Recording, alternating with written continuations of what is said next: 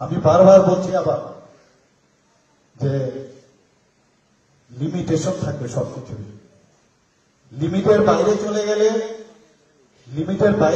গেলে কিন্তু যা করার এই সরকার করবে এবং কোনো অবস্থায় বরদাস্ত করবে না, সেটা কিন্তু আবার আপনাদেরকে আমি জানিয়ে দিচ্ছি। আমাদের সমর্থন আছে, এই সরকারের উপর সমর্থন আছে। ভারতীয় জনতা পার্টির সরকার আমার মনে হয় না আর এখান থেকে কেউ সরাতে পারবে বলে আমার মনে হয় না।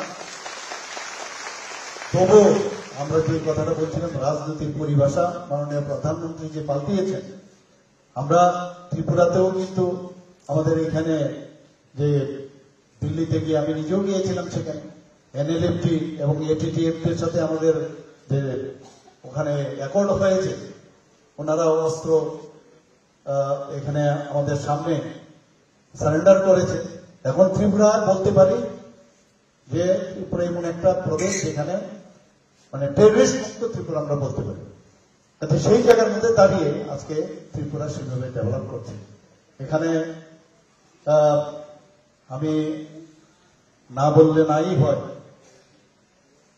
যে এখনো অনেকে চেষ্টা করছে যে এত ভালোভাবে সরকার চলছে, কিভাবে সরকারকে কালিমালিপ্ত করা যায় সেই চেষ্টা করছে। আমি বারবার বলছি আবার যে লিমিটেশন থাকবে সবকিছু। লিমিটের বাইরে চলে গেলে কিন্তু যা করার এই সরকার করবে এবং কোনো অবস্থায় বরদাস্ত করবে না, সেটা কিন্তু আবার আপনাদেরকে আমি জানিয়ে দিচ্ছি। চালাকি এবং চতুরতার মাধ্যমে রাজনীতি গেছে, এতদিন ধরে অভ্যেস হয়ে গেছে। আমরা চাই সবাইকে নিয়ে চলতে, কিন্তু কেউ যদি না চলতে চায়